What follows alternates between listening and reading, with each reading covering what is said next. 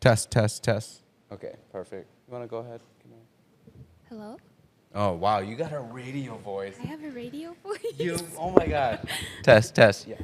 Hello. You have an amazing voice. Yeah. Have you thought about doing like your own podcast or anything? I have, but I think I do so many things. Yeah. that I'm spread pretty thin. Yeah, So I I see that. kind of I'm just a person that I like to plant a lot of seeds, and then whatever organically starts growing on its own. Yeah. And that just kind of happened. Like, my video content has always been a part of me. I started Yeah. with blogging, actually. Yeah. And then that did pretty okay. And then Yeah. I started Very getting- well. Thank Yeah, you. yeah. And I started going into video. And then from there, I've always been a dancer, but I've been to, I guess it was kind of hard for me to, embody and, actually, imposter syndrome. Yeah. For sure. Yeah, For sure. and then just December, I was like, I'm gonna try. I never thought about teaching. That's never something Yeah. that I wanted to do or thought I could do. Yeah. Because I have really high respect for dance teachers. So Yeah. I don't think that I'm just gonna come up here and be like, I'm a teacher. You know? Right. I know what you Yeah. mean. That's why sometimes I'm Yeah. I don't know if I can call myself a beekeeper yet. I keep hear what bees, you're but saying. am That's I a what beekeeper? I don't know, right? I moved to music. Yeah, exactly. Yeah, so I started my classes in December and they've been selling out. So I was Yeah. Nice. No, you're Okay. killing it. Yeah, I've been seeing your stuff I'll all just over. do I'm like, it. damn. Yeah. So That's what's yeah. up. You're killing it. And like I said, my Long-winded wife. answer. Podcast has to wait because other things are happening Yeah. for me. Yeah. That's all right too. Yeah. Right? Yeah. Gotta make sure they see you're cute. Oh no. You ain't gotta do all that. Yeah, you ready? Yeah, we can get going. All right, so welcome to the Nonke podcast. Today we have a very, very special guest. Yes. The beautiful and very talented Nakita is in the building. What's up? Thank you so much What's for up? coming. So we're going to get into the dance. We're going to get into the content creating. We got a lot of different Yeah, subjects your here time to in talk about. Korea. Yeah, but tell us who Nakita is. Are you from here? Your origin story. I want to hear that. Oh my God, my origin story. I haven't had to pitch this for a really short origin story. I'm Nakita. I'm a multi-hyphenate creative here in Minnesota, and I do anything from digital storytelling through video, blogs, and in-person organized activities such as dance classes. No, that's awesome. And where was I going? I'm like listening to you. And there's something that you said that I was like, I wanted to ask you further about. Oh, I wanted to ask you further because we're just going to dive right into it. Other places you've been to. In that whole thing you just said there, I listened to everything, but I specifically caught on to that part. Yeah, and What whatever places have you gone to? Because I just like traveling, so it's always a thing that to me is interesting. You do that a lot. So, Yeah. I lived in Korea for a year Okay. teaching English, but then I also took that time to train at a dance academy for the year or two. And then I also lived in Argentina for a month. Wow, really? So that was really cool. And I've been to Italy for a month. I've been to, in terms of living, I've only really lived in South Korea, I would say. Okay. But you said a traveling- year in Argentina? Yeah. Well, that's kind of That's living. living for Yeah, sure. that's kind it of was living. definitely, yeah. Yeah. I hear there's like a thriving Korean population in Argentina. Yeah, and there's actually a thriving Hmong population. Really? Yeah, I've heard oh, of that. Yeah, Yeah, for sure. I've done the research. Yeah, I've heard I about was that. trying to Yeah. go, but I couldn't, and my Spanish just could not save me to get there. So Yeah. Okay, Korea was to teach English, Mm-hmm. and that was that through a school program? Is that something you searched on your own and just found just because you really wanted to make it to Korea? I was super lost after post grad, so I was like, you know what? Let's pick up the dreams. I wanted to go to South Korea, so Yeah. I can't go as a student, but I can go as an employee. And so Yeah. I looked it up, and I just wanted to go and teach in South Korea for a year to kind of figure things out and get to relive some of my childhood dreams. Yeah. That's awesome. That's pretty cool. I have a couple of friends that did that, and a lot of people, they've always had a really good time. Tell us a little bit more about your time there. Yeah, I think I am just someone who tries really hard in everything that I do, and I just find a lot of joy and passion in everything. So, did I ever think I was going to be a teacher? No, Yeah. but I found a lot of love for it, and building a relationship with the kids was really special for me. And I think for me, it was a really beautiful but very tough experience because people always ask me oh, do you want to go back? Do you want to go live there? And it's yes and no.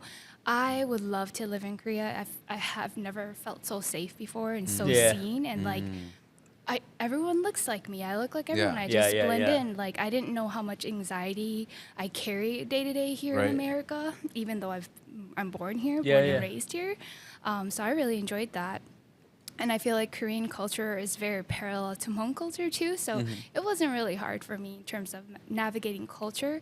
I think what was hard for me was navigating society. I think that's what was really hard. And I think I would have renewed my contract had it not been so hard in terms of societal pressure for me, because Right.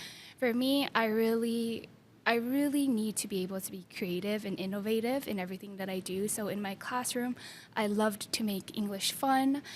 It was a lot of games, it was a lot of laughter, but Korea is very hierarchy based. And so everything you do goes, you got to pass so many people for anything to even be a yes or a Right. no. And so what was happening was that some of the teachers and parents or investors in the school and the principal and higher ups, they weren't happy with my style of teaching because it wasn't inflicting fear, wasn't inflicting a Right. power dynamic where the children were going to, like me, the children are not equals, and that Yeah. I have like so much more power than they do. Yeah. And they didn't want learning to be too much laughter or Right. fun, because that's not the mentality that they wanted the students Yeah. to Right. have. And so I'm very grateful to my colleagues, my Korean colleagues, who were like, "Ugh, we're really bummed that the higher ups think this, because we think you're an exceptional teacher, and that Yeah. like, you know, we see how much you love the kids and we see how much the kids love you, but it's just not what the system is looking Yeah. for." That's so unfortunate. Like, you know what I realized too is like that's kind of like a Western idea, right? This idea of like, I guess. Your teacher can also be your friend. Yeah, yeah. Like yeah. my teacher is supposed to be my friend, and we're cool. We can talk about everything, but you also instruct, as opposed to no, you instruct, and Right. that's what you do. And this is the person. You're the person listening, taking in the lesson, and that's what you do. And I instruct, and we are Yeah. like here and here, right? Yeah, because I guess it's like kind of good and bad because like you establish like this really clear like boundaries, right? Yeah. I am your teacher. I'm here to teach you. And then so there's like a respect for, I guess your teachers or like elderly people. I guess. Yeah. So let me ask you about the actual experience of going over there. So like Yeah. had you gone and lived? Had you already gone to Argentina by that point, or like Korea is the first spot that you went out of the country by yourself for that long of a time? I went to Argentina first. Oh, first, Okay. okay. Yeah, which was And- harder because I don't know any Spanish, and for some reason Spanish was hard for me to learn. So that was Really? my first out of this Yeah. Yeah. country living And- experience. Do you know Yeah. Korean? I do. Oh, Wow, nice. really? Yeah. Okay, sorry. Did you learn it from? I feel like we're just like 21 questions here. Yeah. That's Did you learn that just from like watching it and being a fan of it, and then going to live there, and that kind of boosted what you already knew, or did you learn it there entirely? No, I learned it actually from Duya. Oh, okay. Oh, really? And so growing up, I didn't have any older sisters, and Yeah. so I always hung out with my older cousins, and two and I would Yeah, share yeah. first Yeah. cousins, and so I was always hanging out with them, and so it's not that I was a fan originally. It was I was always with them, and then I just kind of like heard it a lot, and I didn't really know much about music in general, Yeah. and so Yeah. because they liked K-pop, I started listening to it because I didn't know anything else, and so I just started hearing it so much. And mind you, I was 6 years old around that time, so just hearing it from such a young age. And my mom was also on the whole wave of like watching Korean movies. Yeah. From a young age, I was just hearing it so much that I picked up on it, just kind of by chance. Yeah. And so then in college, when we had to take language class, I just chose Korean because I'm Nice. like, I might as well get credit for Yeah. Yeah. Yeah. what I know. And so that's kind of what happened. And so then when I went to go live abroad post college, I'm You already solidified everything that you had in your Right. mind. Yeah. That's awesome. So That's was Korea everything that you imagined? Yeah. Sometimes we romanticize these places. we right? really do. But and then sometimes when we go there we are kind of let down Yeah. or so did it live up to like everything you ever imagined? No, Oh, it was okay. very different. Yeah. I mean, like yes and no, like in good ways and Yeah. bad ways, you Yeah. know. So, like anywhere, I think Yeah. you know people Yeah. have For sure. fantasies of America. They come over and it's not as great Yeah. as Yep, it is, yep. something. Yeah, and I think over like for I think it really depends. I guess I never put into play my specific narrative going to live in Korea. So what I mean by that is I happen to look Korean and I speak Yeah. Korean. And so going over there I'm treated very different from someone who is white Right, yeah. and doesn't speak Korean. yeah. And Yeah. so I can imagine that. my experience was a little different because no one could understand that I wasn't Korean. So Yeah. a lot Yeah. of them called me that I was adopted or What's a common word in yeah. Korea that you would use for someone like that? That's Yeah. like looks and is a Asian person, but is not from I here. don't know if they have a word for that exactly, but they always called me Gyopo, 'Kay. which means I'm Korean American. Like but- an ABC, Okay. like an American born Chinese. Yeah, Kind yeah, of, yeah, yeah. yeah. And they like, but I would have to explain that I'm not Korean American. And they're like, oh, so you mean you're like Korean adopted? I'm like, no, that's Yeah. not what Yeah. I mean because adoption is really huge. And I have to explain, I like literally had to memorize my speech about being Hmong in our history in Yeah, Korean. yeah, Korean. Because I have to recite it so many times Wow, and try to really? explain to them that like I literally have 0 ounce of Korean in me. Yeah. And so I think that with that said, like my experience in Korea was shaped because I got a lot of pressure on me. I feel like they were not as lenient because it's Yeah. like they put my The they expectation put, is Yeah. you're one of us. You're one of us. Yeah. You need to operate at the level of one of us versus your white colleague. We can give them a pass, but not you. Yeah, So yeah. you got to do everything that we do. So Yeah. that was a little hard. That's got to be really interesting. Mm-hmm. Yeah, because you definitely look the part. You know, Yeah, Yeah. I mean, which is a good thing. Yeah. I mean, looking Hmong is good too. Okay. Yeah, yeah. Yeah. Okay, y'all don't Yeah. get Yeah. get Yeah, yeah. I'm sorry. Oh shoot. Don't get Maybe me- don't edit get that me out. No, I'm just kidding. No, before no, no. anybody asks Yeah, me. yeah. I'm just saying that if I would have gone there, they would immediately No, you don't know. look- yeah. They would know. You They look would- like you came from the rice field, bro. Because when I went to All day. Thailand, they were like, "Oh, this guy's a local." I was like, Yeah, when I went to Thailand, people I thought I was from Asia too. People Yeah. are like, "You from Singapore?" I'm Yeah. like, "Nah, man, I'm They would, from the yeah, U.S." they would speak to me in Thai first before. Yeah. Oh, you got and Thai? then- Yeah, I got Singapore a lot. Yeah. Yeah. That's funny. That was in Thailand. Did they, when you told them your story about being Hmong, what was, what's the Korean take on that? Are they well aware? I mean, obviously you talked to a lot of people through the course of a year, but are they Yeah. well aware? Are they like, oh, I've heard of that? Or like, No, never. Okay. Really? Maybe there was one time when someone said, "Oh, I know Gran Torino." yeah. Oh. And I was Yeah. like, Yeah, yeah. It's there. But no, I think in Korea I had the most interesting conversations about being Hmong more than I do in America because Yeah. I don't feel like my American counterparts, my non-Hmong American counterparts have asked me some of the questions that Korean people have asked me. And Yeah. a lot of them, and I think it was a very bittersweet but healing experience to have those conversations because Yeah. one of the number one questions that they asked me is, I could never imagine being a people without a country, and what is that Right. like? Are you heartbroken? And you know, how is it being in this country knowing that you don't have Don't a have a country, country, or yeah. like, Yeah. and things like that. So we've been having really like amazing conversations with my colleagues. Like Yeah. we always had really great conversations about that, which Yeah. was very healing because no one ever asked me those kind of Yeah. questions. They're I just never like, got asked that in the U.S. either. yeah, they're just like, what's Hmong? What's that? yeah, Where yeah. are you from? Like, where are you from? They're never Like, very inquisitive questions, right? They're Yeah. never like, oh, where are you from? Oh, cool. How the hell did you end up here? Oh, Yeah. tell me more. Like, that's very rare to Yeah. get that, like, in the U.S. And maybe it's just because we're so, like, mixed already, or maybe it's just because we Yeah. think we're always number one, so we just Yeah. don't care. Even after explaining to them, Yeah, they still think yeah. you're Chinese, so it doesn't Yeah. matter. Yeah. No, yeah. Question, like, so in Korea's a big place, big country. Are there not people there, like, because people can identify as a like Korean nationality, Yeah, right? yeah. But are there not like small ethnic populations there of like maybe non-Koreans that live in Korea, like a Yeah. ethnic minority?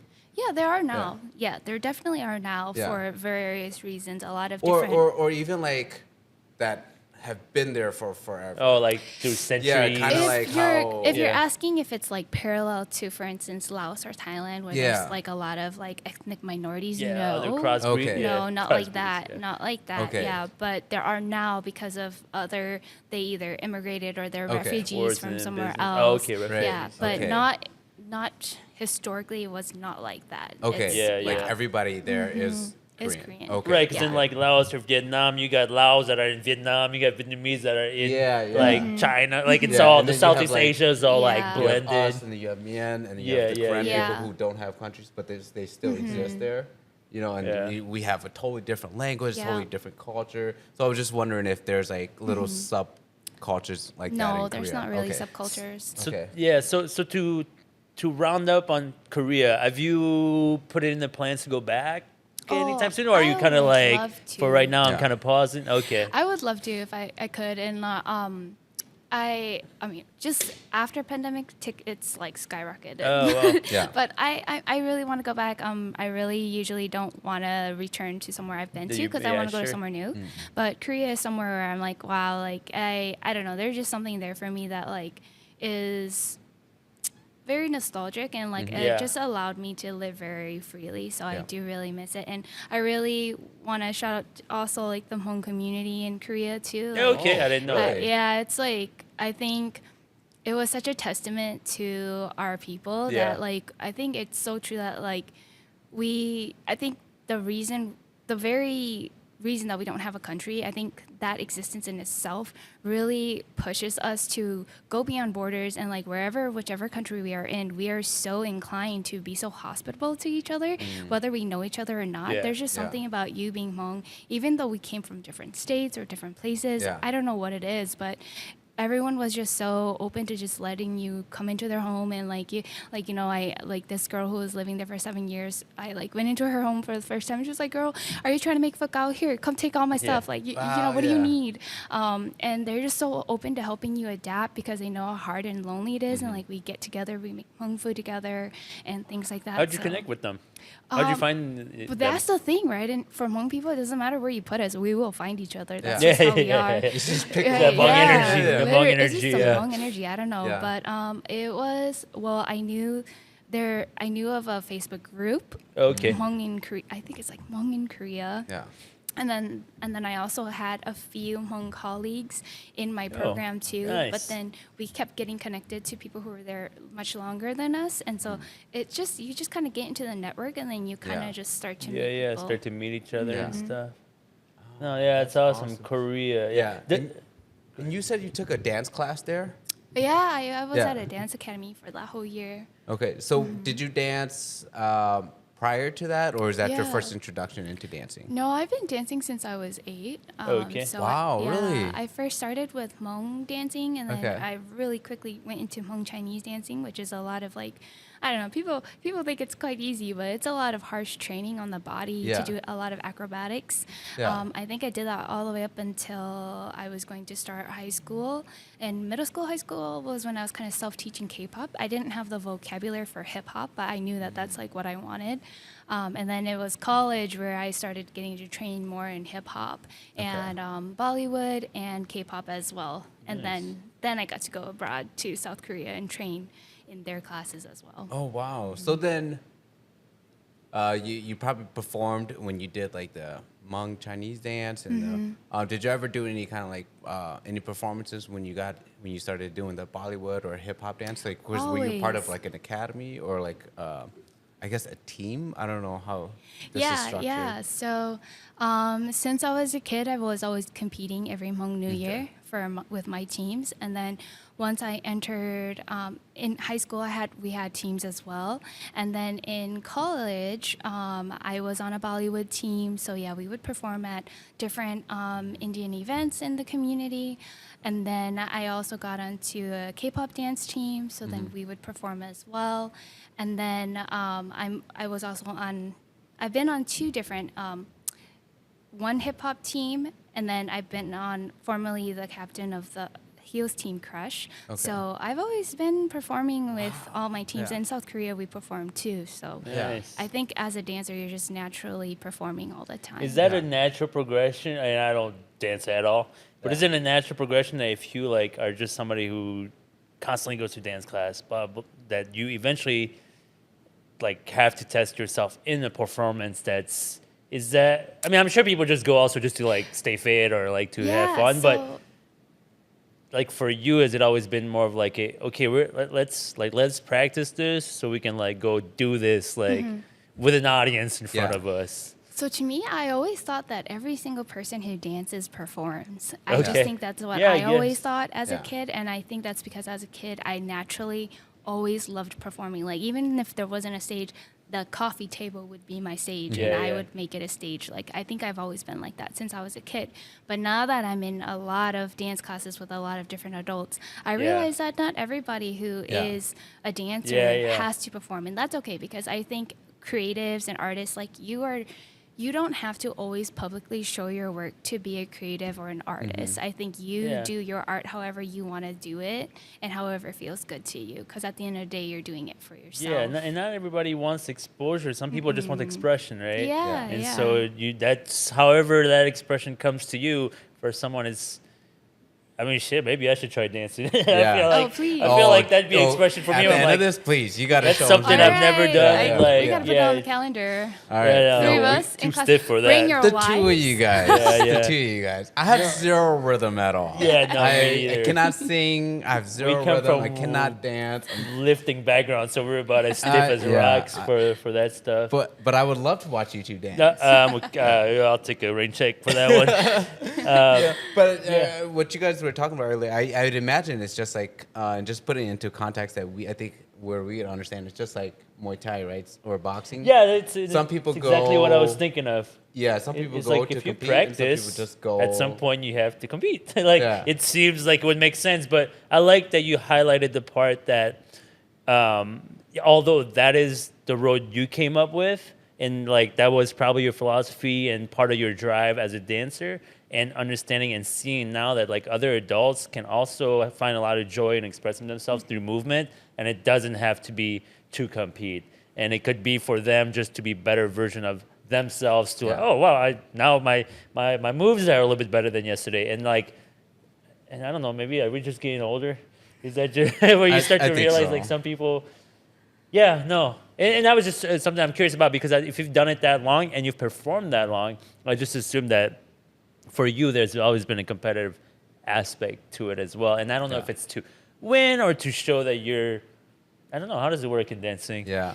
Yeah, so there is competitive dancing, and then there's just performance. Okay, so okay. I actually don't enjoy competitive competitive sports side, okay. or competitive Okay. dancing. So Yeah. I am very Okay, much good like to know. all about the performance part. Yeah. Nice. Yeah, I guess that is true. I think Yeah, I never- like I'm not a competition guy. I did it because I thought that was, I don't know. Yeah. I don't know. I don't know. Anyways, Yeah. No, let me go back to Argentina real Yeah. fast because I was really curious. What'd you go there for? So I went there to study abroad, and Okay. my program was about change and social justice. okay. Wow. So And that while was- you were in school. Yeah, That was while I school? in Okay. school. Okay. And that was Argentina for 1 year while in school over there? I was there for 1 month. Oh, for a month. Yep. Okay. Okay. I think it was like for my winter break. Like Okay. J term. Yep. Yeah, yeah.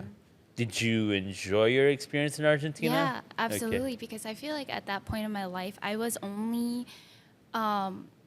my exposure to like any life abroad, any culture abroad was always Asian culture. Yeah. I didn't Yeah. know much about any other culture, and like Argentina was just so beautiful, and everyone is so kind there, and also the whole country as a collective is so chill. Like, Yeah. Yeah. if you see your friend walking down the street while you're like working hours, like it's okay, sit down and have coffee with your friend. That's more Yeah. important. Really? Yeah, and like they have holidays where like everything just shuts Shuts down, down, yeah. like literally nothing in the streets, and just it's such a big party, and like having fun, just being present. You were in your college years when you were there? Yeah. Okay. Did you have a blast out there? Yep. Okay, yeah. Nice. No, it's just What do you really want to ask? Did you party hard? Let's take this off the mic. No, my one of my best friends since I was like 13. He's actually from Argentina, and so his cousin lives down there and has a business, and he's always asking me like, "Yo, come down." And I'm a big football fan, so he's like, "Dude, you got to come to Boca Junior game." And I'm always like, "Okay, yeah, Argentina's on the list. Like, I have to go down there. I have to go see it. Just because it's first of all, I haven't been to South America, but it's like." If I'm going to choose if I'm going to choose two places, I'm either going to Rio in Brazil or I'm going to Argentina. It's one of those two, or hopefully both. But yeah, Argentina just holds a little piece in my heart too, just because my friends and stuff like that that are from there. But yeah, I was just curious. What your experience was like when you went over there, and I'm glad you liked it.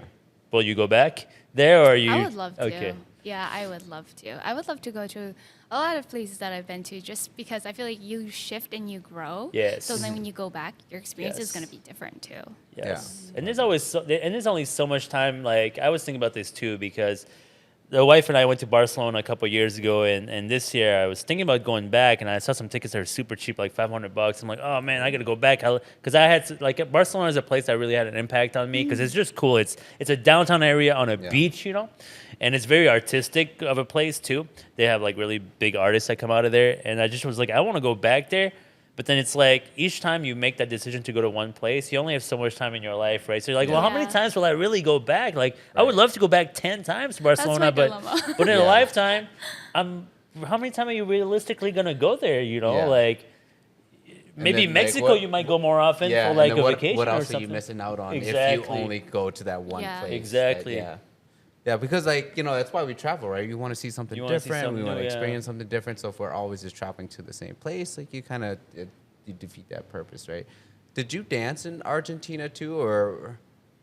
Oh, no, not really. I got to tango. Oh, I learned okay. Argentinian tango, which was Oh, really nice. fun. Nice. Like in a formal class, formal setting. No. So we At the bar? We went to it was a show that we were. Yeah. It was a dinner and show.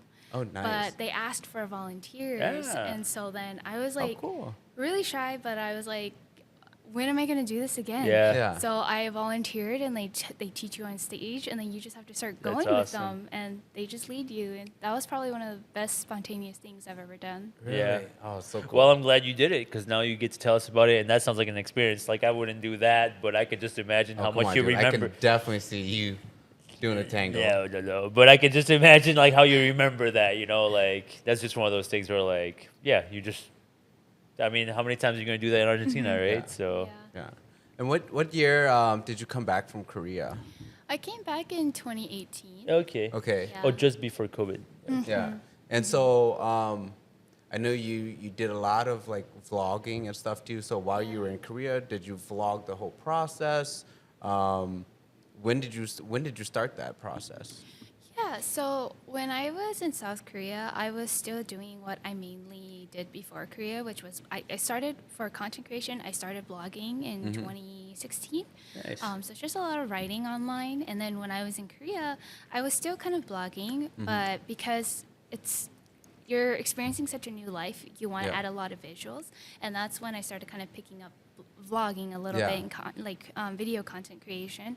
And I only did a little because I think for me, it's just so important for me to be present. So I do have that kind of dilemma of not sure if I want to video Right, this. always or be like holding film- up a camera. Yeah. I just Yeah, want to yeah. be present. I just want to Yeah. experience it for myself and not have to create content out of this to post. Yeah. Naturally, I love video, and so I actually vlogged a lot of things for myself as memories, and I posted them on my personal page. But Yeah. looking back on them, I'm like, wow, I worked really hard on them, Yeah. actually, and I'm Yeah. very happy that I did that because I have them as memories now. Yeah. Yeah, absolutely. Did you ever put those out or Yeah, are those like, out? publicize those? So some of my Korea videos are out on my YouTube that are more informative. Yep. And then my vlogs they're not publicly out. They're just Okay. on my personal Just your page. yeah. Yeah. Which is okay because I have a lot of friends in them that Yeah. Yeah. I guess that's always like hard. Like as the more I have to get into content creating for my business, it's like, where do you draw that line? Yeah. Like between your personal, like especially I have children now. So then like, how much do I want to put out there, and so I guess like that's great that you have those boundaries. Yeah, and though. it's exactly like you said. To be in the present, you cannot be content creating, because when you're content creating, you're like thinking of like you're walking down the street and then you're like, that angle looks cool, I gotta go there. But that means that your mind's already disconnected from the now. Yeah, You're like yeah. thinking of, hey, this angle is cool. Oh, that shot will look great as a follow-up shot to that. Now you're working. Yeah. And so you forget that you're like supposed to be like enjoying your present moment and time where you are. And that's always my dilemma too. When I travel, I'm always like, I'm gonna bring in my camera because I want to document. And like you said, I want to document for myself. But then a lot of me is also like, I should document this and just post it Yeah. for other people, my family to watch, and also for myself to watch. But every time the camera comes out, it's like, and I've actually reduced how much camera equipment comes with me. Yeah. So it used to be like the camera with multiple lenses, the tripod, all those things. And now it just ends up that camera that we're filming in now, which is the little DJI Pocket. And I'm like, that's better. And now I don't even want to bring that because it really Yeah. does take a little bit away. Right. If it's not like my job, especially, like it's not Absolutely. I don't make a living off filming Yeah. myself. Maybe if I did, I don't Yeah. know, it would be different. Well, but- what about you? Yeah. Like, what? Because your content is amazing. Thank You know, you. Yes, I went your through content's like cool. a little rabbit hole, and I mean, everything looks so clean. Like, what are you shooting with? Yeah. So I'm not really a tech person. People might think that. I don't know much, but I shoot on Canon. Okay. 5D Mark IV. That's Yeah. just I don't know. Sony's just not my thing. Okay. I shoot up with a gimbal. Sometimes Yeah. it's handheld. Sometimes just my iPhone too. Yeah. Especially if I'm in the moment and I'm just like, hey, I really like this. The shot, Yeah. this view looks really nice. I don't know what I'm gonna use it for, but I'll just shoot with it. Yeah. Yeah, and then sometimes I just have a mic set up. So. Yeah. Yeah. And then, did you have any like professional training in like video editing or anything like that? Just, I mean, because I can't express enough like how great your videos Yeah, look. it looks, you. it looks very nice. Thank you.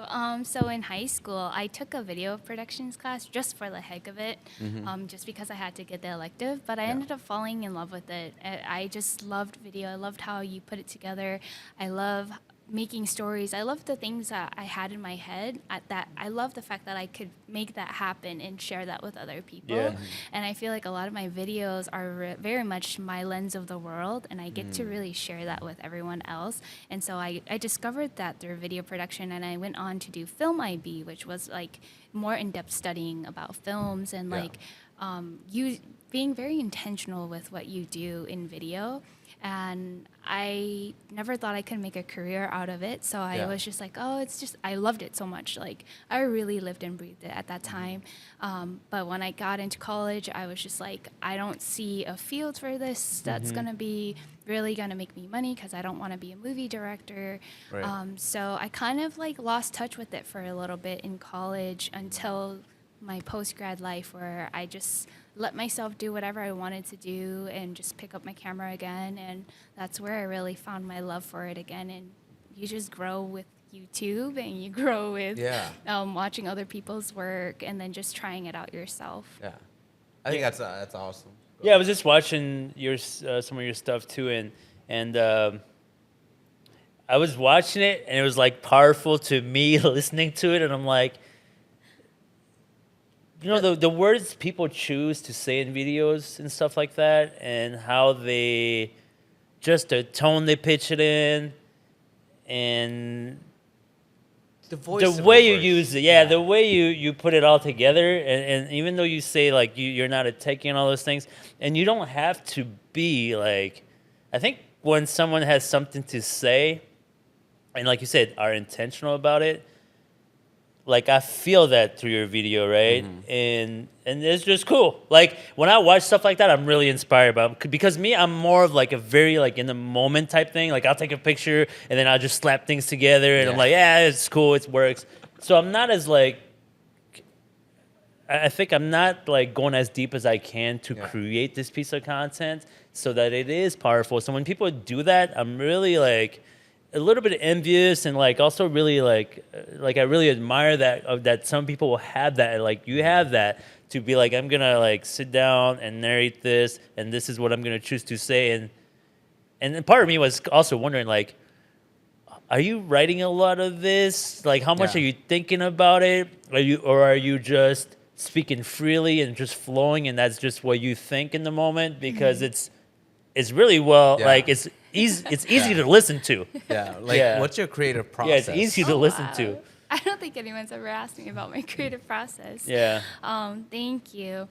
So for me, the reason why my content is not consistent is because I never want to hate it. It's so special Okay. to me, and so I don't force myself to be on a schedule or a calendar. So a lot of the things I say, it's not what I choose to say. It's what has been weighing on my Yeah, chest, yeah, yeah. and I want to say this. And so my creative process always starts with what I want to say.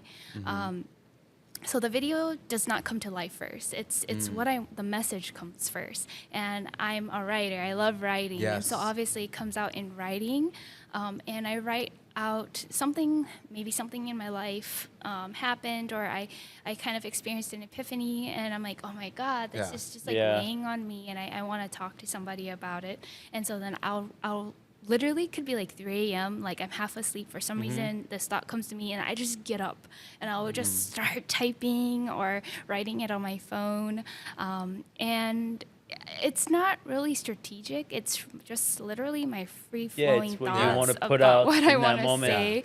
Yeah, and then obviously I can go back and edit it and revise it. But the interesting thing is when I start recording the voiceover, sometimes I go off script entirely. Yeah. It's really like, I feel like in that moment, I feel like I'm talking to someone, so I really say what I want to say. So yeah, part of my things are written out, and then some of it is really just what I felt in that moment when I was recording, and then I wrote it. And then my video gets crafted based off of what I said, Yeah. what I was writing, and what I wanted to say. And I don't know, I'm a really creative, imaginative person, I feel Yeah. like. So when I write something, I can start seeing like what I want my video to be. Right. Yeah, that makes a lot of sense. I mean, I was watching your latest one about love. Yeah. And I watched it like 4 or 5 times. I absolutely loved it. Thanks. But like, it makes a lot of sense because you started your journey. You had said earlier you're like an A+ student. You started your journey blogging, so like it's obvious that you were a great writer, and so it's having that background, it just makes so much sense that from like that's where you start, and then you just piece in like the videos and the visuals, right? I think like I'm such a crappy writer. I think that's something I need to work on, and that's why I need the podcast for content creating, just because like I'm not a great writer, Yeah. and so. It is creative too, this space. But let me ask you, 'cause Yeah. I'm still curious about this. So when the emotion first comes to you, you get up, you put it on paper.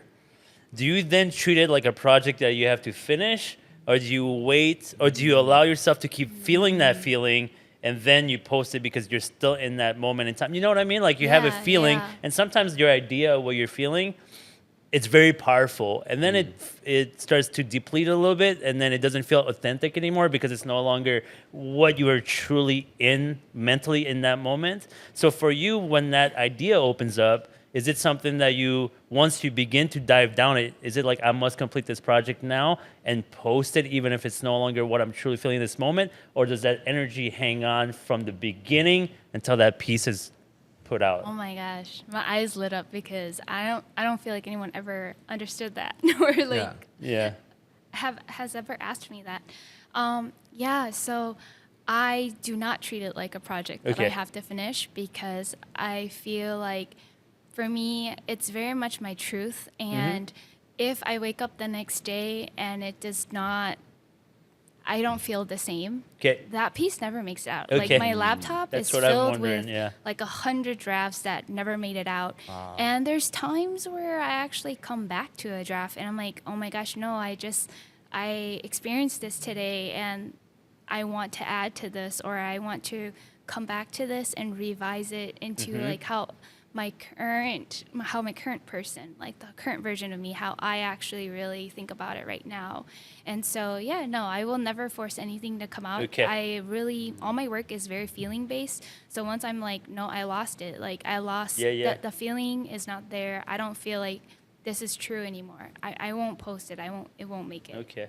Thanks for sharing that. No, because Yeah. I have done some of that too, where Yeah. sometimes I get up that morning and my energy is super high on a feeling, and I'll write it all down, and I read it like 1,000 times to myself, and then I'm like, by the end, it's been like 2 hours that I'm done writing this, and I'm like, yeah, I don't really feel like that right now. So then it's like, okay, but I do keep it in a draft. Like I do go back and put it in the draft and be like, I'll revisit this sometime because I'm sure this feeling will come back, and then I can pump into it more.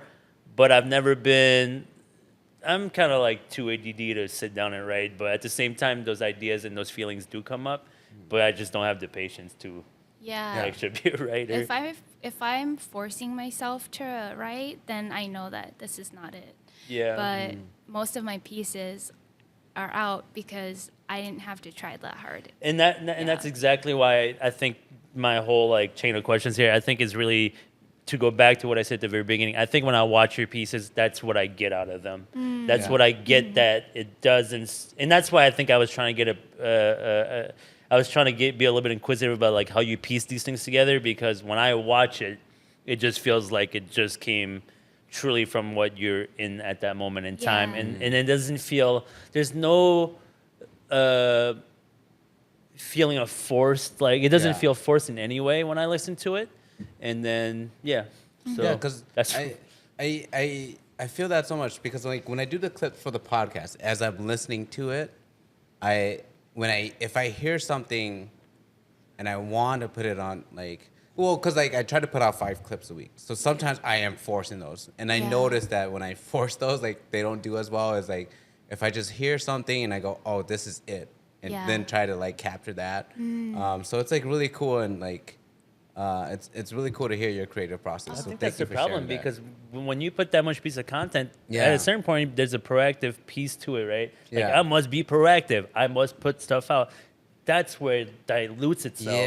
But at the same time, you understand algorithms. You understand how things work. So you're like, no, we have to put stuff out. Yeah. But yes. How do you balance that? Because like, as a content creator, the more you push out, the algorithm, it does play in your favor. it plays in your favor. But how do you balance? Forced versus organically. So yourself. Remember, I'm a social media manager. I struggle with 2 opposing dynamics within myself all the time. So social media manager says we should have 3 to 5 posts scheduled a week. We got to keep it up. We got to stay consistent. Pick the day and time you're going to post. But creator me says, if I don't get that feeling where it says, where in my gut, like my whole body, every fiber in my being, if every fiber in my being doesn't say this is it, it's not going up. I will never post just to post. And so if you look at my creative pages, not the business pages that I have to like manage, if you're just looking at my pages, I might be on hiatus for a month, maybe 3, maybe 2 days, maybe 3 weeks. I'm not consistent, and that's where I break my own social media rules that I would give as a social media manager, but that's okay to me because that's very much how I protect my craft. I want to love it, and it is very much my outlet. It heals me a lot. It's gotten me through a lot of my mental health journey, my healing journey, and I can see that it does similar things for other people, so I never want it to be something that I hate or that I force, and I don't think I'll ever change that rule that I have where if this is not that's it. a great boundary. And I think people also, I think sometimes we're afraid to talk about like things that are opposite in a way. But in reality, like, I don't know why people act like people can't have opposite feelings. It's like, and I'm not going to talk about politics, but I was just thinking about this the other day. Like, why do people think that you cannot think one way and then think the other way and be equally about it? Like, like you can totally be that. And I was thinking to myself, it's like, did society just make up a new rule that you have to be one way or the other? And is that just me feeling that, or is society making me feel that way? Because I'm like, I'm pretty sure a lot of people feel 2 ways, and it's fine to express that, and you should express that. But for some reason, we're in a time where, and once again, I'm not bringing it to politics, but I'm just saying it feels like we're at a time where like, hey, you got to be this or be that. Like, why can't you just be a person who, like you said, run a social media account, understand the algorithm, understand how things work, understand what makes things work, what makes their business grow, bring them the exposure to the marketing, but at the same time, hold a piece of yourself that loves all that, but I'm not gonna do that over here because this piece of myself is organic and things don't want to be Yeah. forced. And yeah, I think it's totally fine. Or, Yeah. I don't know. Maybe I think I I'm- read something about that a long time ago, but I think it comes down to just like it's just the way our brains work. It's just easier for us to put it in categories, good and bad, and then that's just kind of how we're brought up. Is something good or something bad? So it's just easier for us to like put something into a box. So it's just it categorizes in our head. yeah, like, maybe it just makes it it's- easier yeah. to like process or something. I So don't know. really, it's a super interesting like idea. I don't know. I did a deep dive into it like a long time ago, but yeah, you're right. But I think what it comes down to is just it's easier in our head to Yeah. organize things that Yeah. way. I just appreciate that you said it because you're absolutely right. Like there's Yeah. two pieces of you here that we're exploring, and they're both equally like just as cool, and they're very much who you are. Both pieces are, and it's just funny to watch you talk about it because you're well aware that they're contrasting in their Yeah. ideas, right? Yeah. So, but it's cool. I mean, Yeah. I like that you have that piece of you that is organic to what you do, but that you have that understanding because I think you and I on this podcast we sometimes focus on like because we both have businesses too, right? And Yeah. so do you. So we're like growth. What do we Yeah. do? What do we do? What must we do? What must we do? And it's a good and a bad because we need it, but at the Yeah. same time, sometimes we're like, are we like releasing too much for the sake of Yeah. releasing? Yeah, And because so, like that's last episode we just did we did James, who's our high Yeah. school, who was a high school teacher. Oh, I loved when he was talking about infertility. Yeah. yeah, And I was think so that huge. was like, I love that episode because it was just a friend. Yeah. Yeah. You know, sometimes like I love, we love our guests bringing too, all but of our yes. guests, big, at all levels. But like sometimes it's just nice to talk to a friend. And that's Yeah. where I think like doing that with him was super fun. Yeah. Whereas like sometimes I'm like, sometimes like even with bigger guests, they seem more forced. But you had mentioned something about mental health and kind of help Yeah. and your healing journey. You also made a video about that where you kind of chose to where you chose to take care of yourself, right? Can tell us a little bit more about that, and say what you want. I know these things can be very sensitive. Tu and I we try to be open about a lot of things that we deal with. Like currently I'm like seeing a therapist, and like it's been very helpful. What's your history with mental health, and what are you currently doing to kind of help you kind of resolve some of those issues? Yeah. Keep So it light, keep going. yeah, for me, mental health I think has been a really big journey for me. So my content started in 2016, and I think it was very much because I was in such a dark place. That was probably like the darkest time of my life. And for context, like when did you graduate college? I graduated college 2016. Okay. Yeah. Okay. So I would say I started blogging right before college, right before I graduated. I think my senior year of college was probably the darkest time of my life. Yeah. I was going through heartbreak. I was really lonely. I was struggling with not knowing myself, struggling with friendships. I was struggling with so many things that, to be honest, I didn't even understand what I was struggling with. Now that I'm 29, I understand what I was struggling with. But at that time, obviously, I did not have that awareness. I just knew something was hurting, something was really hard for me. I think I hit rock bottom a number of times in my 20s. I think 20s are a golden age for a lot Yes. of people, right? And it is for me too, but I would say my 20s has been kind of a blur up until like Yeah. 27, maybe even 28, because Yeah. that first 8 years is like a whole second puberty for me of just healing through a lot of things, healing through anxiety, how to cope with stress, how to deal with the very specific, it's very specific generational trauma that I was struggling with, things that kind of happened to me growing up and happened to me in my adulthood, because trauma kind of like never stops, like you never stop healing, because as you heal from one thing, other things get uncovered, or life is happening all the time. As long as we're still alive, we're always going to be hurt. We're always going to be healing.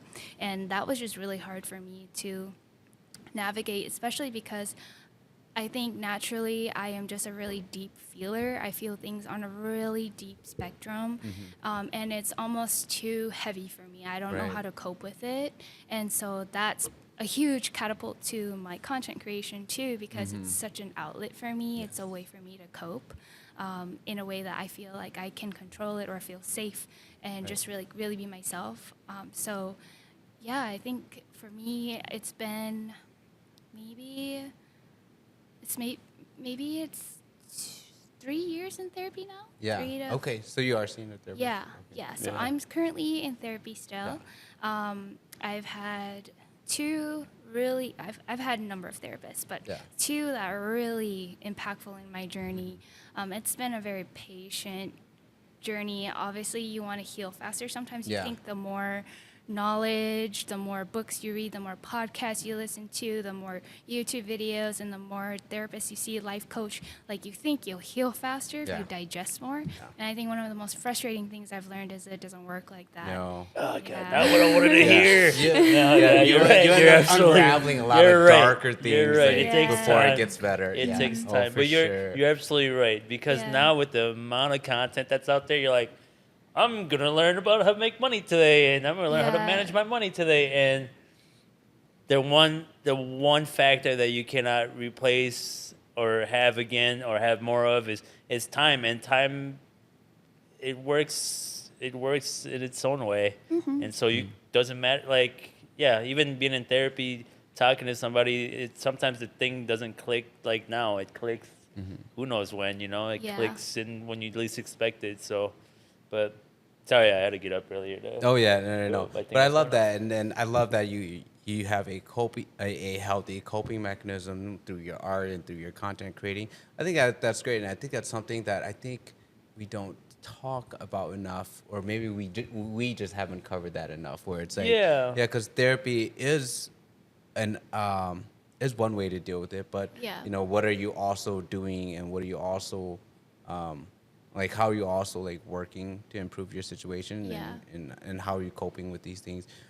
So I think that's beautiful what you said there. Thank Dance, let's get into dancing. Yeah. So you've been a lifelong dancer. You said you just started teaching in that's December. right. You have your classes. We Yeah. got to Yeah. address that, because I've Yeah. been seeing that all over my Facebook lately. It's Thanks. awesome. And like I said earlier, my wife Yeah. is such a huge fan, because when she first told me about you, she was like, yeah, like Nakita, she's doing something really great. She's like teaching. It's like very empowering to women. Yes. Yeah. Right. And you're bringing, I don't know. Sorry to quote the great Justin Timberlake, but you're bringing sexy back, right? Yeah. But like I think, but it's empowering to people. Yeah. It's Yeah. empowering to women, and like to be able to express yourself through movement, and that's always. I mean, it's clearly like something that you've always been able to, I guess, do, right? And then at what point did you click where it's like I can use this to also help others? Yeah. So Or did you even plan to help others, or were you just like, I'm just going to teach dance class, and then it turned into Yeah, something? yeah, I love the question. So I love that came right after the mental health question, Yeah. because dance is such a huge part of my healing and self-love journey. Dance is so physical, but as much as physical as it is, it's very mental and emotional. It's such a vulnerable sport, if I might say myself. You really have to face yourself in dance, and you can really tell if somebody loves themselves or are comfortable with themselves or not through their movement. You can't lie in dance. It's very, very honest. So if I can't dance, I don't love myself. No, it's not about dancing. Yeah, It's yeah, when okay. you see that person, you can kind of already see on their face and their Yeah. body how they feel about themselves. So you could be a horrible dancer, but I can tell like, you love yourself and you're feeling Yeah, yeah, yourself. yeah. Like it's not about the skill. It's very Okay. much about the comfort, self-expression, the self-expression, the confidence. Awesome. And that was such a learning curve for me, because for me, I've always, like I said, I've been a straight A student. So for me, learning is very, like, I'm very disciplined. And so my movements were very disciplined, but they were very serious. I didn't Yeah. have expression. I wasn't free flowing. I wasn't if I didn't get it perfect, I just crumbled and just was so devastated and Yeah. hated myself, Yeah. loathed myself so much. And dance, I just kept trying to run away from it because I'm like, oh, it's not a real thing. It's like growing up in a Hmong family and in Asian families, you know, Asian culture, I think we don't think that's going to get you anywhere. So don't even put too much time or Right. effort into it. But I think it's really in my late 20s where I realized how much dance has taught me how to love myself, how to be confident in myself, how to forgive myself, how to be compassionate with myself, and very much how to love my body, because a lot of my dance styles I do everything from hip hop to twerk to heels, R&B. I do a lot of styles, and in each style you wear different clothes, you wear different vibes, different attitudes. You have totally different personas in each style. And like for instance, for heels, which is a big genre that I teach, and for mine is called heel in heels. Heels, as in the shoes. Yeah, the shoes. Oh, okay. So my group that I started is Heel in Heels. Oh, okay. Gotcha. Yeah. I got you. I was like, Oh, heel, H-E-A-L, Yeah. heel in Wow, your heels. Yeah. brilliant. It took me a Yeah. minute. genius. I was like, yeah. okay, That's what got my it. dance Sorry, you're sitting with two idiots here. Like, let me, what? It takes Yeah. a bit That's okay. for us to Yeah. process that, Yeah. but that's that's awesome. Yeah, and so I know you probably don't know anything about like heels choreography, but it's all dancing in heels. It's all like very much. We also like wear like little clothing, and so when I first started my heels journey, it was so hard because like the other girls were so confident. They were wearing very little clothes. I was like just covered, and I just felt uncomfortable. I couldn't do the movements. I just was really uncomfortable with myself. And after like 2-3 years of going at it, I'm at a place where like I finally like feel really comfortable. Obviously not perfect. I have a lot of growing and learning to do, but I saw how much dance liberated me from honestly the personal and societal and cultural limitations that what either I put on myself or my culture and society put onto me, like as a Hmong woman, as a professional, as a yada yada. And heels has just like, and dance and in general has really helped me reclaim that for myself and just allowed me to be unapologetically myself. I think another thing is that I think in Hmong culture and society, being sexy is so taboo. It's so not okay for Hmong women. We get totally plastered with so many labels when we try to exhibit anything of that nature, and I think it makes Hmong women shy away from really expressing themselves or trying something new or trying to just be outside of the box or be bold. And I feel like that's where I realized that, wow, I really broke free from so much internally. I want to share that with other people, and I saw that there was kind of like a gap between the Hmong women in my community and then the Hmong women that I feel like we kind of made it to the other side and we're in dance classes together. Like we see each other like half naked all the time. We're used to it, but we forgot that the rest of the women in our community don't know that, don't see that. They're not exposed to that, and especially women from all generations, you know? So I feel like I really wanted to share that, and my mom and her friends, they have a line dance group called Shenkye, and they love dancing, and they also get plagued with a lot of things like, oh, you guys are sluts, you should be at home with your husbands, you shouldn't be out dancing, what about your kids? And I don't know, something just lit a little fire in me, and I said, okay, fine, I'm going to start classes. And they've always been asking me for classes, and so I started a class for them actually. And because they said, hey, Nakita, I want to learn how to be sexy. We never got to do that in our generation. We love watching you do it. Can we do it too? And I said, absolutely. And you know, a lot of the dance studios here in Minnesota, which are really fabulous, they're just not as slow paced and friendly for like non-dancers or like older women. And so I was like, okay, fine, I'll start a little class. And I had only meant to do it for my mom and her friends, but I don't know. I just thought maybe I would just try and open it up to everyone else and see who comes. And I was really, really scared. So I like, from the split second I had courage, I just like closed my eyes and I just like put it together real quick and I posted it and I just closed my laptop and I didn't want to like think about it. So I didn't know it was going to grow into what it is now, where we're like selling out every month, multiple classes. So I think that's like really cool, and like just to see the women come into my class and just like learn how to love themselves. It's not about, I always tell them, it's not about mastering dance in my class. I don't care how you dance. It's about mastering yourself. How do you be the best version of you in this class, and how do you push yourself? How do you get to know yourself and discover yourself in my class and push the things that you thought you could never do? So a lot of women are coming in and moving for the first time or wearing crop tops for the first time in my class, and I'm proud of them for just showing up. Yeah. That's beautiful. Yeah, Yeah. that's beautiful. No, I had seen the videos, and I'm like, I love seeing that. To be honest, I love seeing videos like that of Hmong women doing that, because I'm like, because just the backgrounds we come from, the Hmong culture, males dominated. Like, I always like to see when I see Hmong women stand up like that and just be like, F that, we're going to do it our way. And like, that to me is cool, because I'm like, hell yeah, like, do that. Like, we're in a new generation now where we, not saying that they couldn't do it then, probably could have, probably harder, but it's, that needs to be done. Like, it needs to be done to just show that, like, hey,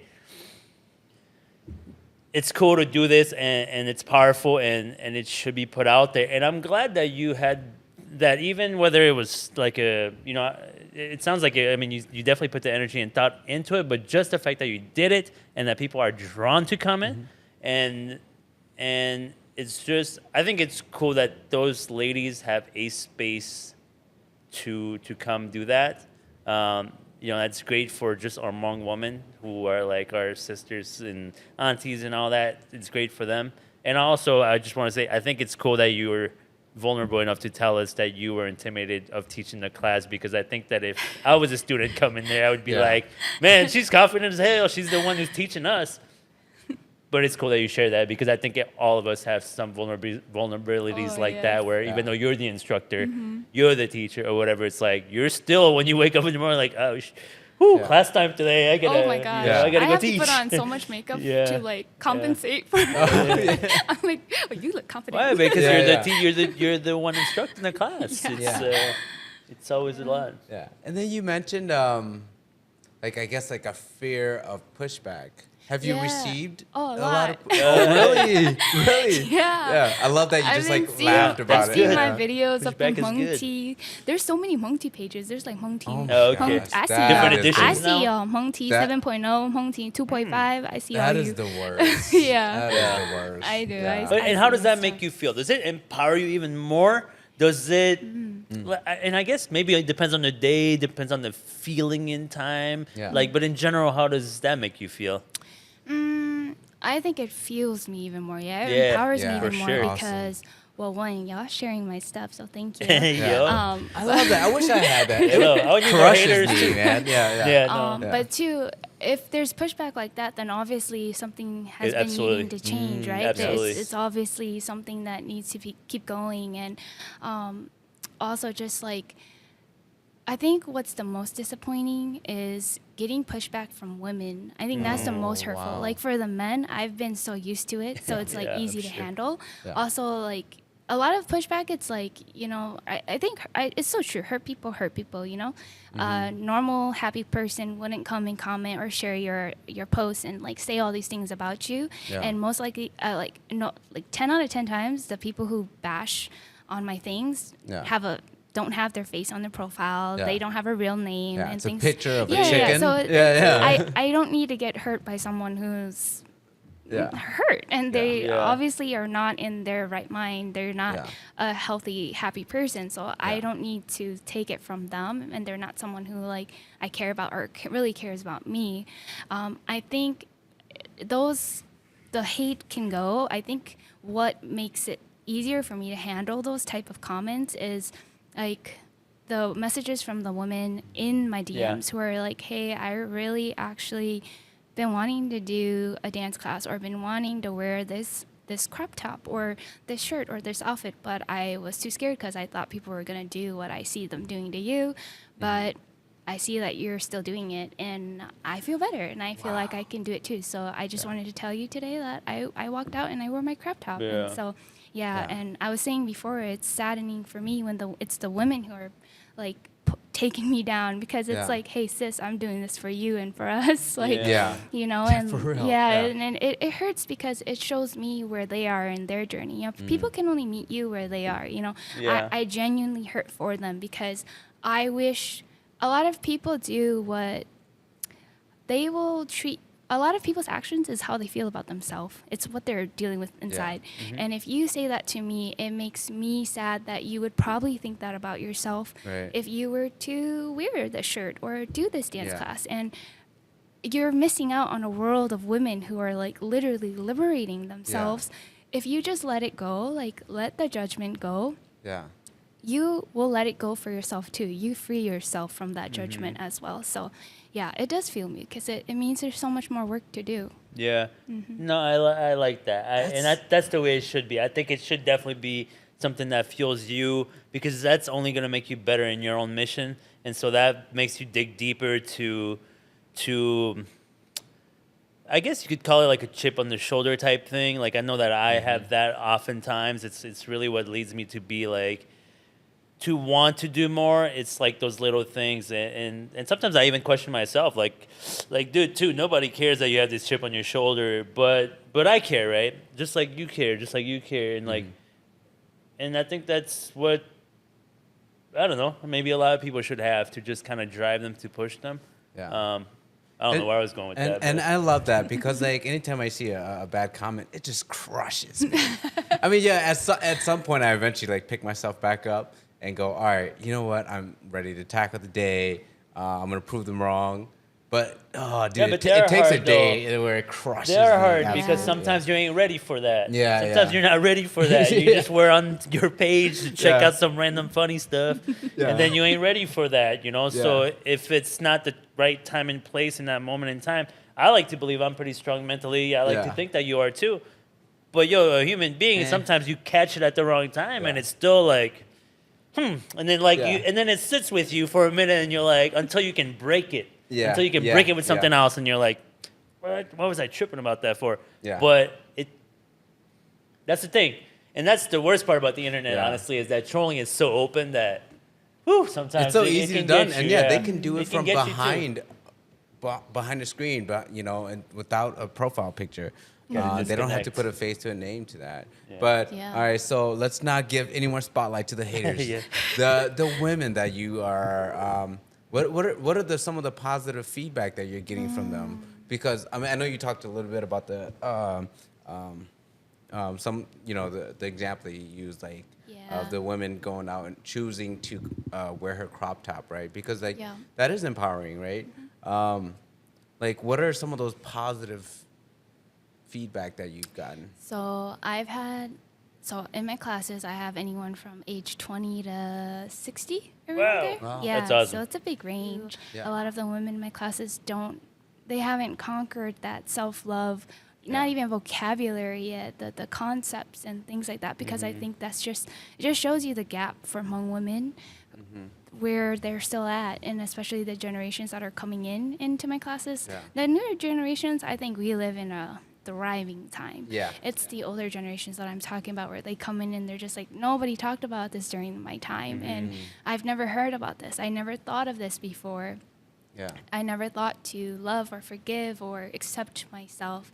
And so just having that feedback about what it means to them is really huge for me, because I think all the work that I do, although I do 100 million things, I understand that it's hard to make sense of who I am, because I do video content creation, I do dancing, I do random fashion stuff, and Yeah. everything, you name it, I just like to do. But I think what centers my work is that I really just want to live my best and fullest life, doing everything that I want to do and am, so that other women can also see that and be inspired, that they can be encouraged very much, so that they can light their own fire Yeah. and be whatever they want to be too, so that we can really break free and liberate ourselves from the limitations that were put onto ourselves, whether it's from ourselves or the society.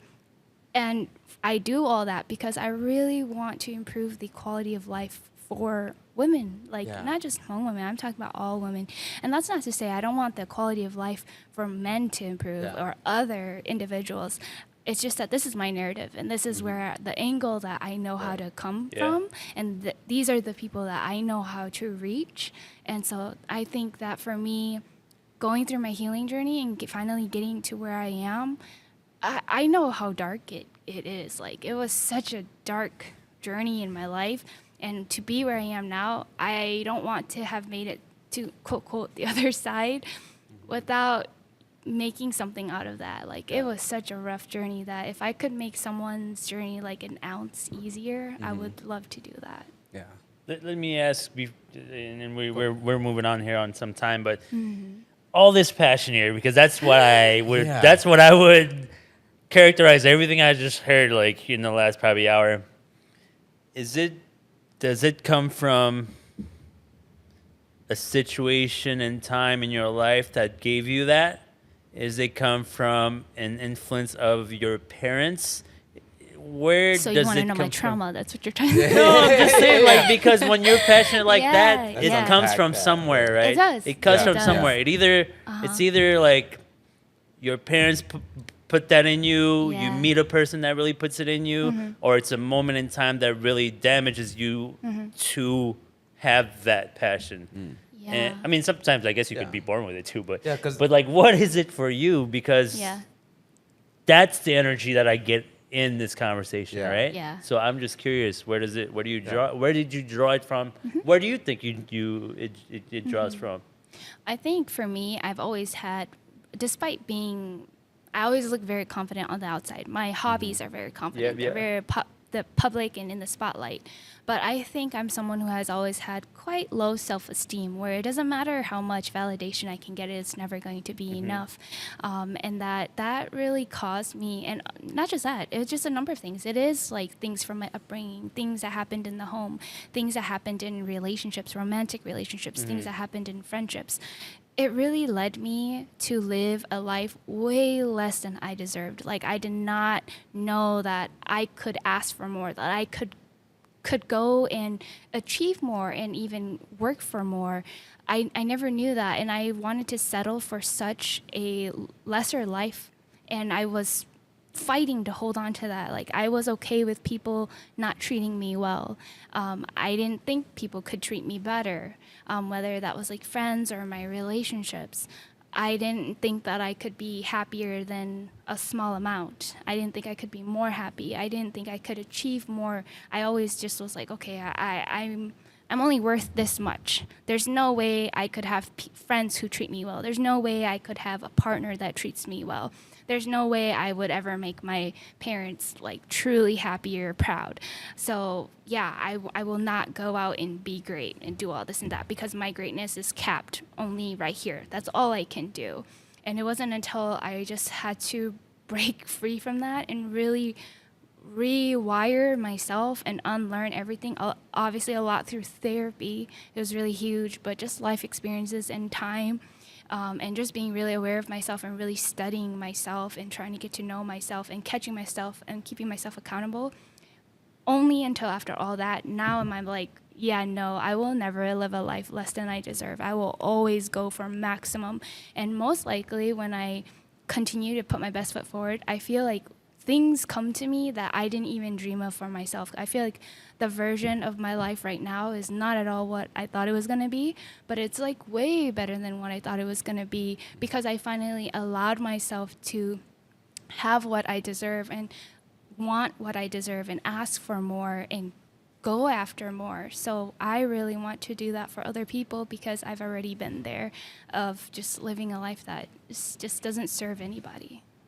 That's so great. That's good. That's so that was awesome. good. I'm Yeah. glad I asked you that, because that I was like, as I was listening to you talk here, I'm like, man, was that a leading question? Because I needed some like motivation or something. Yeah. But yeah, no, think- great. yeah. I love it. I think I we love all it. needed that a little love bit. it. And then especially now as a parent, I think about that a lot. Where I go, what are Oh, parents these to daughters? Yeah. Yeah, with two Yeah. daughters, like how can I recreate, I guess, trauma for them Yeah. without Just for the without challenges. ruining them? Yeah, just for the challenges. Yeah. And then like what are what are these very important moments in these very successful people's lives where it turned that around, and how can I recreate that for my That's children? so funny. You know? I've never heard anyone ask to recreate trauma to make their yeah, kids great. yeah. You know, well, because Yeah. like obviously, like, you know, my parents, we grew off like we were, we had a tough upbringing. Yeah. I've worked very hard to make sure my children are gonna have a better upbringing. But with that, there's this idea that Becomes your the children yeah. might be a little bit more spoiled or whatever. Mm-hmm. I'd rather them be spoiled than broken, anyways. But like, how do I recreate some of these? I like in a Yeah. controlled situation, though. Of Yeah. course, like I'm not gonna go and I think I- they go creating trauma. I for them, guess but- I would rephrase that. Yeah. I think we will pass down trauma no matter how much work we do. You can go to therapy for 10, 20, 100 Yes. years and you will never be perfect. Like, Yeah. You will always pass down trauma, but that's okay.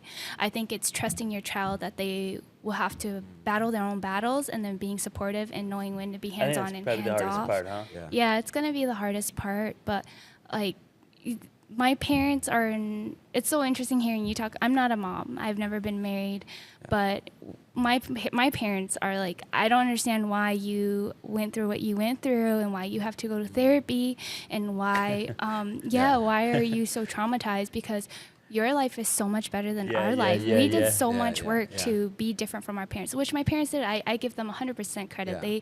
They worked so hard to not be their parents, and they were not. But because they already experienced their parents, they naturally carried on Yes. things that I had to experience from them. Yeah.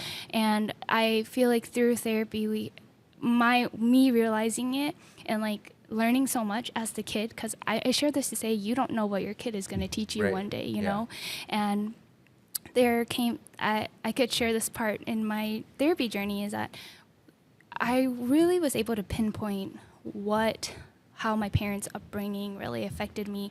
I'm the firstborn daughter, like a lot of pressure is on me. I came out as a perfect child, golden child. I'm like straight A.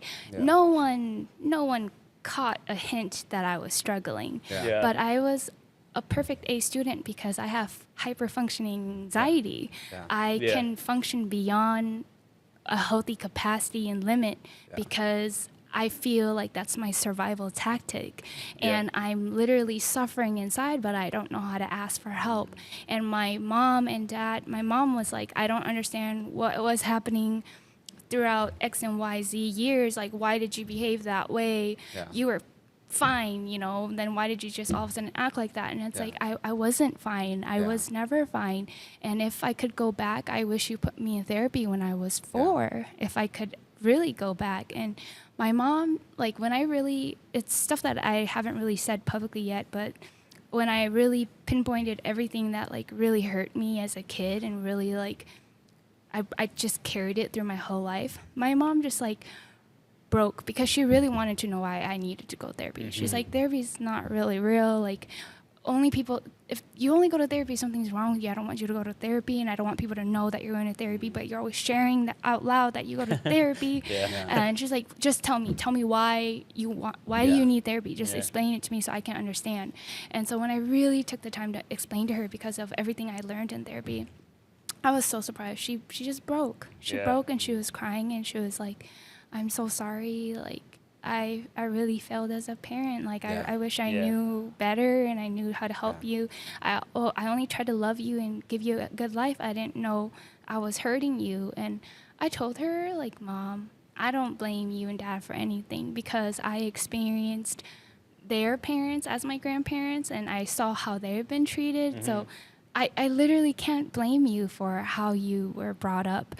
The only thing we can do now is just like be better, and I think you did the best that you could. They want to know, but they ain't ready. Yeah. That's Yeah. you know, they want to know, Yeah. but you are gonna be a parent one day to teenage daughters who are gonna go through their own trauma. yeah. No matter what no you matter do, what you do. Yeah, no some matter don't need what to you do. recreate anything. At the end of the Yeah. day, they're going to That's experience their because own. you long know, story like- short, Yeah. yeah. Yeah, because people who have these ideal lives It's not still ideal. exactly, You know, exactly. a Yeah, lot yeah, of people exactly. have that You have money, misconception, you yeah. got family and stuff, and that's where, not to bring it back to me, but it's something that I think about where it's like, even if I was successful in all my businesses and all these things that I want to do, But if I ain't got no friends, or like if I ain't got people I can really open up with, that I can feel like I'm free to share, like then you really got any quality in life, you know? I mean, yeah, we understand money, we understand what it does and how it helps, but do you really have richness in your life if you don't have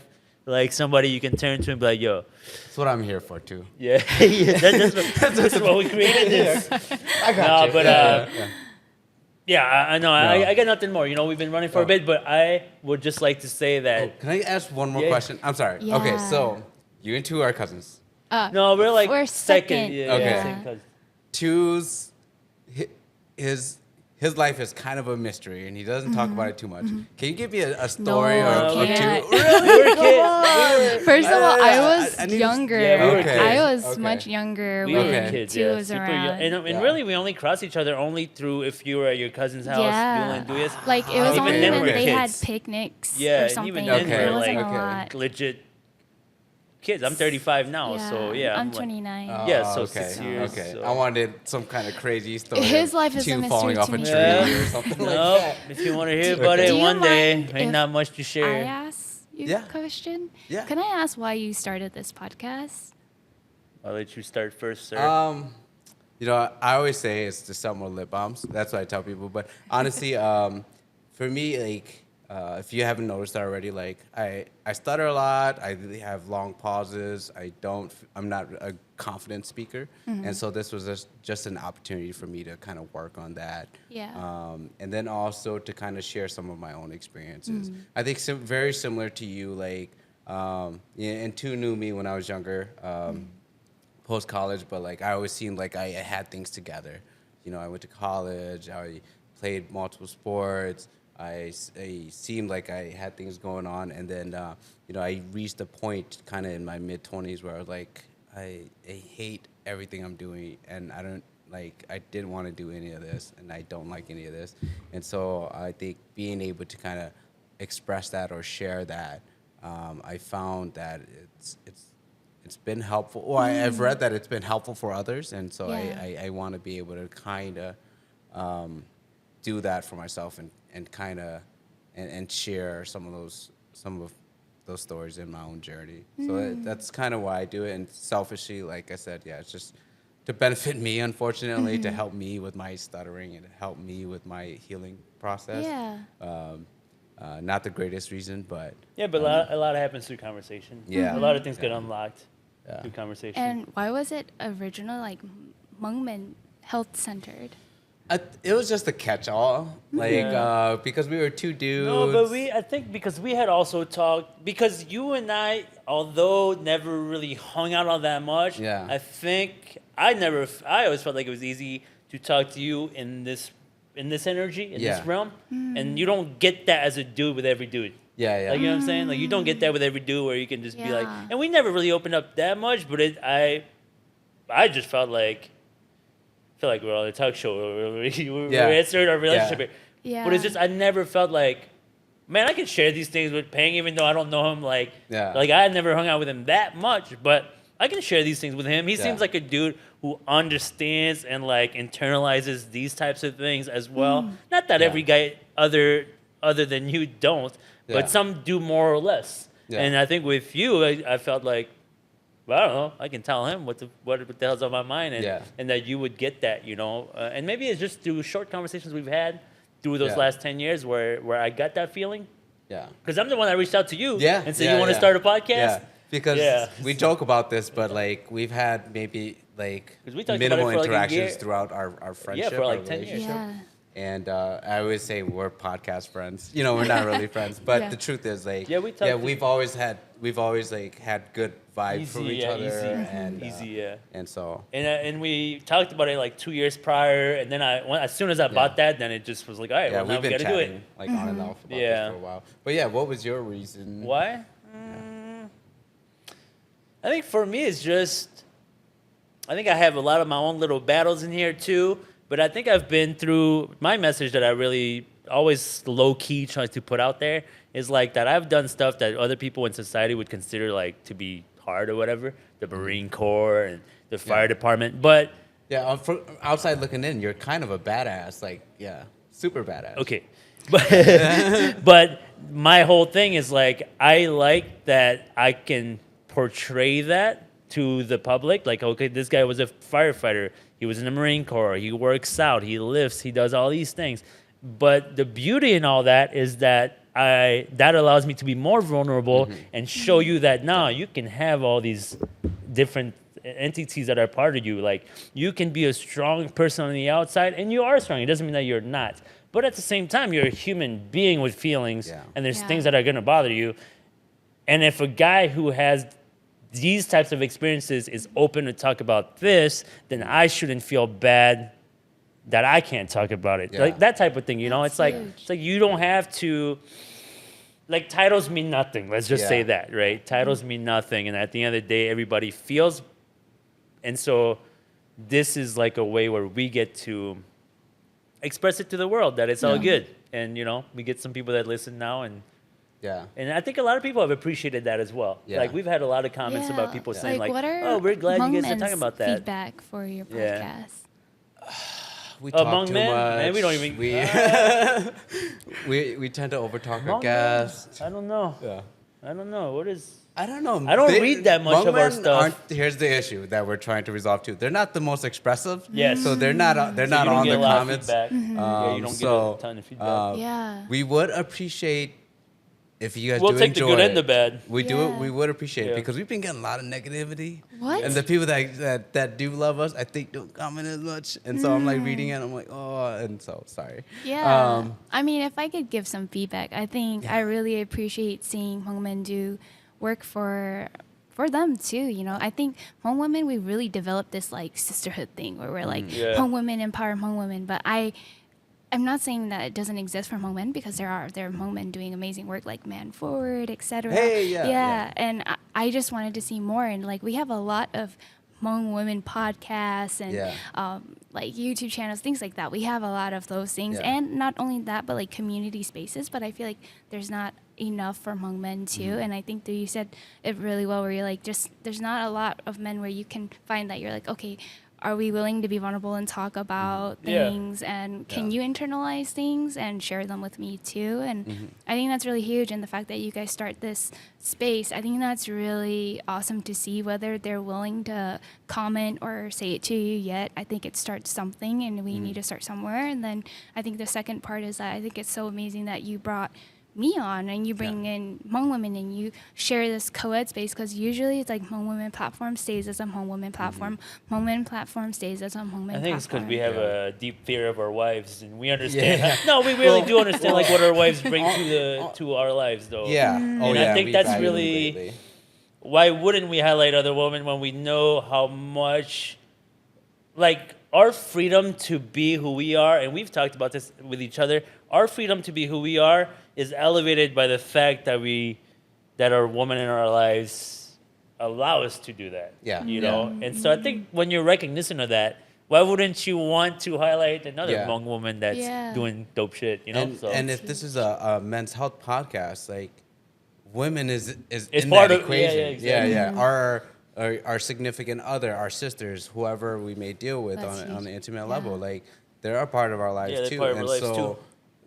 they play a role in that. And so it's important to hear their stories and for us to better understand them. And then also so that they can kind of hear our story. Because sometimes there is this kind of narrative of what we are, right? And sometimes it's just not true. I like to break that too. I like to break that too, because what was I just watching? I was just watching something about, I just saw a post on Facebook about like 3 reasons you wouldn't date a Hmong man or something. And just reading that, I was like, oh man, we got to break these we got to break all these stereotypes, because not all Hmong men are like this, man. And maybe that's another reason, because not all Hmong men are like this. Like, quit thinking that. Because I take that personality too. When Hmong women are like, Hmong men are like this and like that, and I'm like, but I get it. I'm like, I'm in the same Hmong world as you. I see these Hmong men out here too, and I'm like, some of them could be like just doing better shit. I'm not gonna hate, but let's not say that we're all like that. You know what I mean? And that's a little chip right there too. That I say Hmong men are solid dudes too. It's just that our background made us to be these people who don't talk about feelings and stuff like that. So we became this picture, but it's changing. It's changing too, even for us. So Yeah. And then Anyways. if I can make an observation about us Yeah. being vulnerable too, like I think, you know, what I'm realizing now is it's easy for us to be vulnerable because I think it's easy for you to be vulnerable Yeah. because I think you're also on this other side. You have this other side that is hyper masculine. You know, Yeah, my whereas wife I think always says that. where weak individuals have to overcompensate by not being vulnerable. Right. No, you're right. By You're hiding right. that. If And I you think don't that's have- something I yes. would want to eventually in the future address. Yeah. Because it's easy for Yeah. us That to is come true. on here and talk about No, you're how right. sensitive we are and You're absolutely about right. You're about absolutely us right. being down And because we make up for that in I other wouldn't places. think of that because that's Yeah. not my narrative. Yeah. So Yeah. that's really cool and interesting to hear. Yeah. And You I- got us that's going a- up our own thing now. Yeah. We can save that for ourselves Okay. on another Solo podcast. episode. But anyway, Yeah. I think you're the longest running podcast, to be honest. Yeah. Really? Yeah. Oh, No, Which this is great. is Yeah, really which is great. great. But I just want to say thanks for coming in. Thanks for being vulnerable. Thanks for coming on here with us. You know, even though we're second cousins, we never talked growing up, and you don't know Pang, and and like just your ability to verbalize how you think and feel. I think that was really cool for me to listen to. Yeah. So I appreciate you coming on and doing that. Thank you. Yeah. That was great. Yeah. Oh, Yeah. last one thing. Where do people find your Oh stuff? yes. Yeah. Yeah. So for me, you can find me on Facebook at Nakita, or you can find me on Instagram, Nakita Vang, or on YouTube. Nakita, just Vang after? Yeah. Okay. And I also have a website where all my blogs kind of live too. So you can connect with me on either of those if you want to jump what's into your website? NakitaVang.com. Okay. Yeah, and if you want to jump into my dance classes, Heel in Heels. Do you it, can- woman. Yeah, find it on Instagram. You can find it on Facebook. And otherwise, you'll just be seeing me writing or putting out videos, or sometimes I do speeches and stuff too. So yeah, we'll see each other around. Awesome. Yeah.